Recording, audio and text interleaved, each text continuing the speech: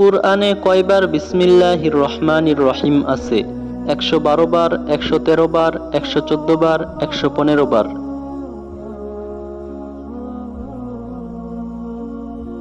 সঠিক উত্তরটি হচ্ছে অপশন সি, ১১৪ বার।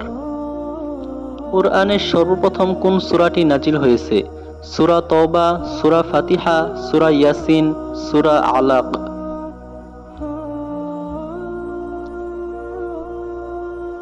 সঠিক উত্তরটি হচ্ছে অপশন ডি, সূরা আলাক।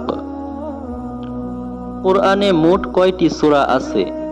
১১০টি, ১১৪টি, ১১৮টি, ১২০টি।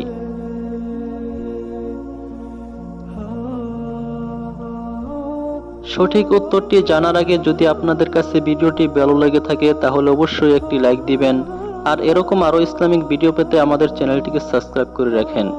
সঠিক উত্তরটি হচ্ছে অপশন বি, ১১৪টি।